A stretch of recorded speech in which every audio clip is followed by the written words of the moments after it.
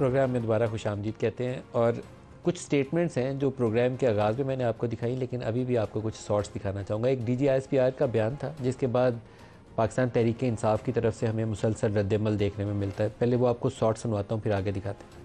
اگر کوئی سیاسی سوچ اور کوئی سیاسی ٹولہ اپنی فوج پہ حملہ آور ہو، اسی قوم کے شہیدوں کی تضحیق کرے، اسی قوم کی فوج کے بارے میں دھمکیاں دے، پروپیگنڈا کرے، تو اس سے کوئی بات چیت نہیں کرے گا۔ ایسے سیاسی انتشاری ٹولے کے لیے صرف ایک ہی راستہ کہ وہ صدقے دل سے معافی مانگے قوم کے سامنے، اور یہ وعدہ کرے کہ وہ نفرت کی سیاست کو چھوڑ کے تعمیری سیاست میں حصہ لے۔ اور ویسے بھی جو بات چیت ہے وہ سیاسی پارٹیز کو آپس میں زیب دیتی ہے، اس میں فوج یا ادارے بالکل مناسب نہیں کہ بات چیت میں آئیں۔ ایسی سیاسی انتشاری ٹولہ، اس کے ساتھ کوئی بات چیت نہیں ہو سکتی۔ جنرل شریف ان کے اسٹیٹمنٹ کے بعد آرمی چیف ان کا بھی بیان آیا، اور انہوں نے زیادہ سخت لفظوں کے ساتھ براہ راست کہا کہ نہیں، کوئی ایسے سیاسی ٹولے کے ساتھ کوئی بات چیت نہیں ہوگی، اور یہ رول آؤٹ کر دیا بات چیت والا آپشن۔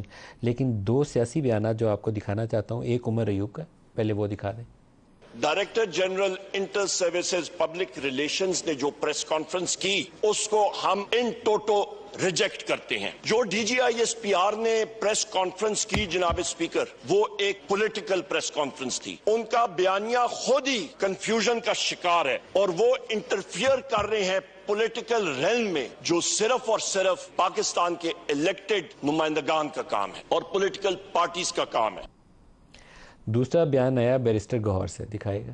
خان صاحب نے یہی کہا ہے کہ میرے سے معافی مانگی جائے، بجائے اس کے کہ میں معافی مانگ۔ ہم 9 مئی کی مذمت کر چکے ہیں پہلے، اور آج بھی ہم اس کی مذمت کرتے ہیں۔ جنہوں نے ظلم کیا ہے، جنہوں نے اس ملک کے اوپر غلامی مسلط کی ہے، معافی ہم وہ مانگیں، ہم کیوں معافیاں مانگیں؟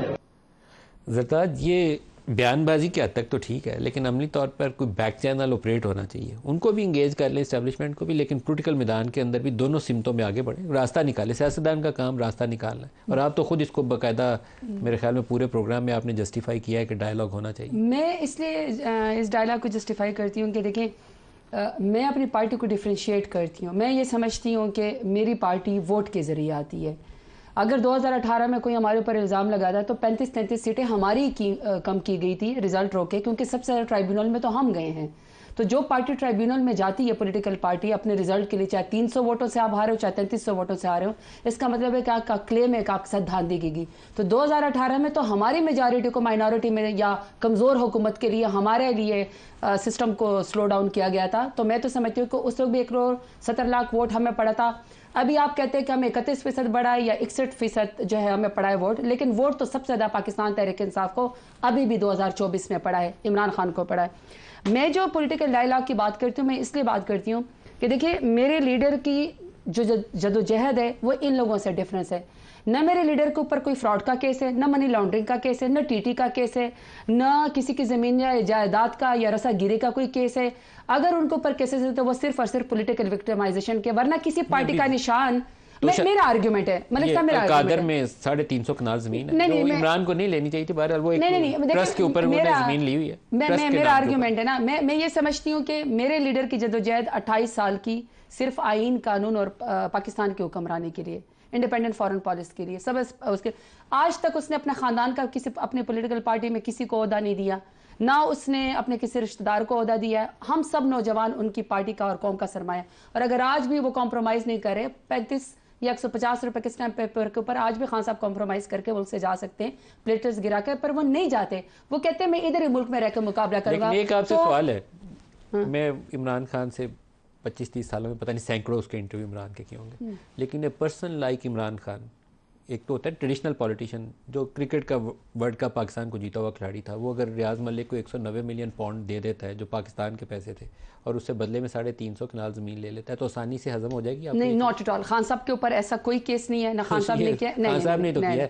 القادر یونیورسٹی والے بالکل بھی نہیں، ایسی بالکل بھی بات نہیں ہے۔ خان صاحب نے ذاتی کوئی 1 روپے کی بھی وہ بنی نہیں۔ لیکن میں آپ کو اس کی بات کرتی ہوں، یہ جو کہ میں ڈائلاگ کی کیوں بات کرتی ہوں، میں یہ سمجھتی ہوں کہ میرا لیڈر ڈیزرو کرتا ہے کہ وہ دوبارہ اس ملک کا وزیر اعظم بنے۔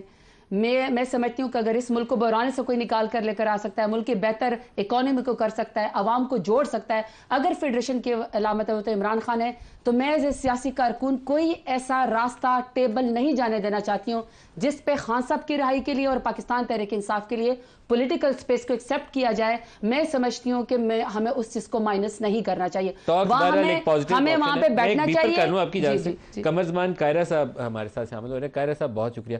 پولیٹیکل ڈائلاگ سر ہونا چاہیے، اور کیسے ہوگا اور کن شرائط پر ہوگا، اور بات چیت آگے کیسے بڑھے گی؟ ابھی تو سیاسی بیان بازی بڑے بڑے وہ ڈائلاگ زیادہ بولے جا رہے ہیں، عملی طور پر کچھ کام ہو رہا ہے.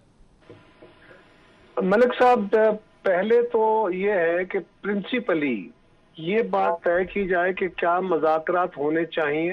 کیوں نہیں ہونے چاہیے؟ اس لیے کہ ایک جماعت کی طرف سے اگر ایک فریق کا یہ ویو ہو کہ مذاکرات کی کوئی ضرورت نہیں ہے، اور وہ ایک مجبوری کے تحت مذاکراتی عمل کو طوالت کا شکار کر کے ڈیلنگ ٹیکٹکس کے ذریعے آگے لے جائیں، تو یہ ایک اور صورت ہے.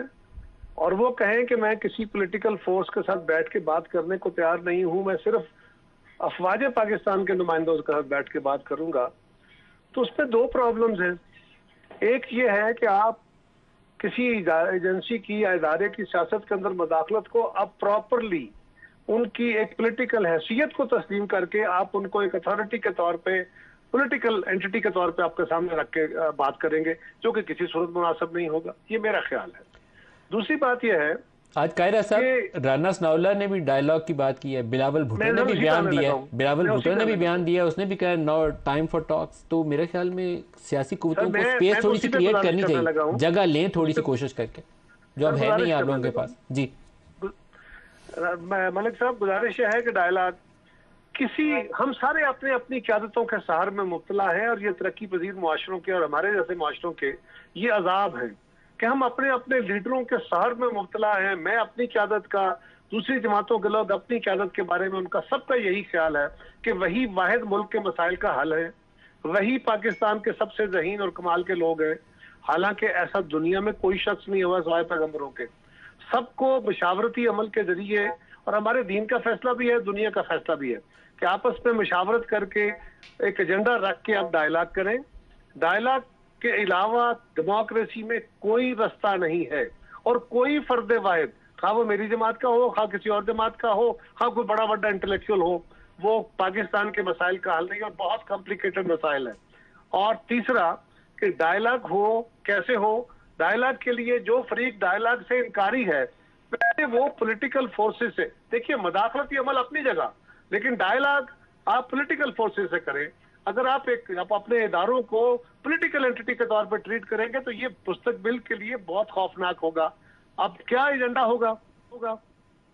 ایجنڈا کے لیے پہلے تو یہ کہ میرے خیال میں کہ خان صاحب کو یہ بات تسلیم کرنی پڑے گی کہ وہ آج تک یہ بات غلط کہتے رہے ہیں کہ وہ میں فلاں سے نفرت کرتا ہوں، میں اس کو دیکھنا نہیں چاہتا، میں اس کے ہاتھ نہیں ملاؤں گا، میں اس کی شکل نہیں دیکھوں گا. یہ رویہ انسانی اور سیاسی طور پہ درست رویہ نہیں ہے. اس کے بعد ایجنڈا ہے. ایجنڈا ایسے ہوگا کہ گورنمنٹ کا کیا ایجنڈا ہے اور ان کا کیا ایجنڈا ہے، دونوں کو کلب کر کے ان کمیٹی بیٹھ جائے، دو تین بندے ادھر سے، دو تین ادھر سے، اور وہ اس کو جو ارجنٹ نیڈ کا ایجنڈا ہے اس کو ڈسکس کر لیں دونوں طرف سے، دونوں کا ایجنڈا کا ایک حق کا. قاہرہ صاحب، یہ طریقہ تو یہی ہونا چاہیے کہ عمران خان بھی دو بندوں کو نامینیٹ کریں، نون لیگ اور پیپلز پارٹی بھی دو نمائندے آپ بیٹھے ہیں، اور وہ ایجنڈا بھی طے کریں اور وے فارورڈ بھی طے کریں. راستہ تو پاکستان کے لیے ایسے ہی نکلے گا. میں نے یہی گزارش کی نا جی. اگر ایک فریق میں کہوں کہ میری جماعت جو ہے اس کا یہ ایجنڈا ہے اور اس کے علاوہ بات نہیں ہوگی، پہلے یہ کرو، تو یہ کنڈیشنلٹیز کے ساتھ اب بات نہیں ہوگی. تلخی بہت پڑی ہوئی ہے.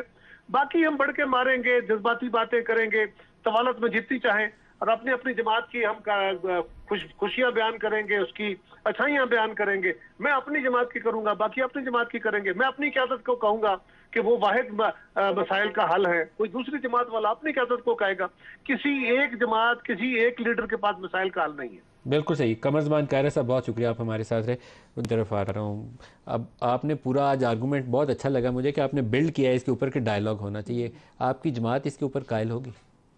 آج بھی ہماری پولیٹیکل میٹنگ تھی، جو ہم الیکٹڈ نمائندے ہیں، میں ان کی بات کر رہی ہوں.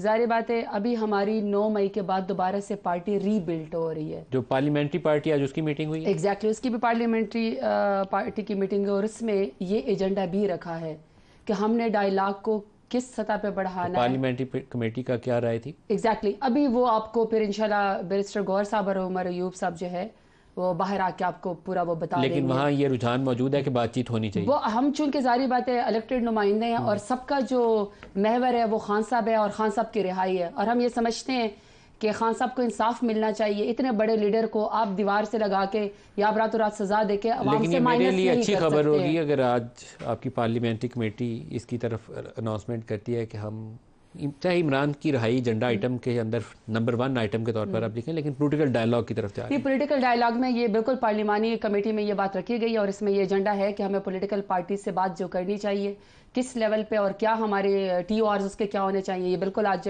ڈسکس ہوا ہے. اور یہ جو ابھی قاہرہ صاحب نے کہا ہے کہ فلانی پارٹی کو اچھا کہا, فلانی بات ہمارے صاحب فلانی پارٹی کی نہیں ہے. بات یہ کہ اس وقت سب سے زیادہ پاکستان تحریک انصاف کے ساتھ ہوئی ہے. اس وقت سب سے زیادہ اگر کسی کے کارکنان کو نقصان کیا گیا ہے, FIR کی گئی ہے, جیلوں کے اندر ڈالا گیا ہے, تو وہ پاکستان تحریک انصاف ہے. موجودہ حالات میں اگر سب سے زیادہ کسی پولیٹیکل لیڈر کے ساتھ جاتی ہوئی تو وہ عمران خان ہے. اگر سب سے زیادہ خواتین کے ساتھ پولیٹیکل ورک ساتھ جاتی ہوئی تو وہ پاکستان تحریک انصاف ہے. تو پاکستان تحریک انصاف کے ساتھ بیٹھنے کے لیے ظاہری بات ہے ہمارے ساتھ جو جرائم کیے گئے اس کا ازالہ کرنا پڑے گا. ساری دنیا کو پتا ہے کہ یہ پولیٹیکل وکٹمائزیشن ہے. ملک صاحب میں نے گائے چوری نہیں کی ہے. ملک صاحب میں نے گجراوالا جا کے خدا نخواستہ قتل نہیں کیا. گائے چوری کا پرچہ بھی آپ پہ ہے. ایگزیکٹلی میں نے جا کے رانا ثناء اللہ کے گھر کے اوپر حملہ نہیں کیا. میرا ملک ہے, میرا وہ ہے سبز لالی پرچہ, میں اس کی عزت کرتی ہوں اور میری پارٹی بھی عزت کرتی ہے. لیکن میری پارٹی کو پولیٹیکل پارٹی سے سیاست سے مائنس کرنے کے لیے اس طرح کے غلط الزامات ہمارے اوپر لگائے جائیں. پی ٹی آئی کے اوپر ہو رہا ہے. کچھ ہی عرصہ پہلے نواز شریف اور مریم دونوں جیل میں یہ کچھ بھگت رہے تھے. تو مسئلہ صرف یہاں پہ آتا ہے کہ مریم نے خود بھی سزا کاٹی, جیل کاٹی, نواز شریف نے خود سزا کاٹی, جیل کاٹی, زرداری صاحب بھی جیل میں تھے, ان کی بہن بھی فریال تالپور بھی جیل میں تھے. تو یہاں سے سارا کچھ سیکھنے کے بعد کچھ آگے بڑھنا چاہیے. اس وقت آپ لوگ حکومت میں بیٹھے مزہ کر رہے تھے, ان کو آپ نے جیلوں میں ڈالا ہوا تھا, اور عمران خان کا بیان ہوتا تھا ایک ایک کو مونچھوں سے پکڑ کے, رانا ثناء اللہ کو کہتے تھے مونچھوں سے پکڑ کے جیل میں ڈالوں گا. تو یہ مزے لے لیے اب آپ لوگوں نے, اب آپ کو سبق سیکھنا چاہیے ساروں کو. ملک صاحب جتنی زیادتی اس وقت پاکستان تحریک انصاف کے ساتھ کی گئی, پاکستان کی پولیٹیکل ہسٹری میں کسی سیاسی جماعت ساتھ نہیں 10 گنا زیادہ ہوئی ہوگی, 100 گنا زیادہ ہوئی ہوگی, لیکن سبق نہیں سیکھا. نہیں ملک صاحب اگر سبق سیکھ کے نہ بیٹھے ہوتے نا, دیکھیں میدان چھوڑ کے جانا تو بہت آسان تھا, بزدلی کرنا تو بہت آسان تھا, 50 روپے کے سٹیمپ پیپر کے اوپر تو بھاگنا بہت آسان تھا. کون ہوتا ہے مائی کا لال جو اس ملک کے اندر اتنے مشکل حالات کے اندر جن کا آپ نام بھی نہیں لے سکتے ہیں, اور آپ جو ہیں وہ کہتے ہیں نا جان کے امان پاؤں تو عرض کروں, پھر بھی آپ سیاست کریں کہ نہیں میں نے اپنے ملک میں جینا مرنا ہے, میں نے سر اٹھا کے چلنا ہے. یہ پاکستان تحریک انصاف اور عمران خان کو ہی خاصا. کیا مریم نواز کو جیل میں ڈالنے کا فیصلہ درست تھا یا غلط؟ میں آپ کو یہ بلیک اینڈ وائٹ نہیں ہوتا, یہ گرے ایریا بھی نہیں ہے. اصل بات یہ ہے کہ جو مریم نواز, شہباز شریف, نواز شریف, زرداری کے اوپر کیسز کیا عمران خان نے بنائے تھے؟ نہیں. یہ جو فائلیں تھی, یہ جو کالی فائلیں تھی جو ایک دوسرے کے اوپر ٹی ٹی کے کیس تھے, مشتاق چینی والا, العزیزیہ کیس, مے فیئر کے فلیٹس, یہ لندن کے فلیٹس, دبئی کے جائیداد, یہ سب نواز شریف زرداری نے ایک دوسرے کے اوپر بنائے تھے. یا تو وہ ایک دوسرے سے معافی مانگے نا کہ جھوٹ تھا. مریم اور نواز کے اوپر جو کیس تھا وہ پناما کے بعد شروع ہوا تھا, اس سے پہلے نہیں تھا. یہ پاناما بھی تو پاکستان تحریک انصاف نے تو نہیں بنایا تھا نا, انٹرنیشنل انویسٹیگیشن جرنلسٹ. مریم کو اس میں جیل میں ڈالنا درست تھا؟ میں اگر کسی نے غبن کیا, کسی نے فراڈ کی, کسی نے منی لانڈرنگ کی, پاکستان کے جائیداد کو لوٹ کے کھایا, اس کی سزا ہونی چاہیے, لیکن پولیٹیکل وکٹمائزیشن نہیں ہونی چاہیے. مریم کی سزا پولیٹیکل وکٹمائزیشن تھی یا چوری کا کیس تھا؟ کیس ٹو کیس, کیونکہ وہ پولیٹیکل وکٹمائزیشن کی ورسٹ ایگزامپل اگر عمران کا کیس ہے نا, تو مریم کا کیس بھی بالکل ویسا نہیں. لیکن مریم نواز کے اوپر تو لندن جائیدادوں کی 4 فلیٹس کی بینیفیشری تو مریم نواز ہے نا, جو کہتی تھی کہ میری عدالت نے اٹھا کے پرے پھینک دیا اس کو. پھر وہی تو بات ہے نا کہ پہلے اس وقت کہتے ہیں کہ یہ چور تھے اور اب آپ نے اس کو امیونٹی دے دی. نواز شریف جب آئے پاکستان تو وہ خیر سے ان کو آپ نے نادرہ کے اس کے اسکرین شاٹ دے کے تو ختم کر دیا. اب اس میں ہم کیا کر سکتے ہیں سوائے اس کے کہ پھر وہی بات ہے نا کہ پھر کون غدار ہے اور کون محب وطن ہے, یہ سرٹیفکیٹ بانٹنے کے بجائے میرٹ کے اوپر فیصلہ کرے کہ میرٹ کے اوپر کس نے غلط کام کیا ہے اور کس کے ساتھ پولیٹیکل وکٹمائزیشن.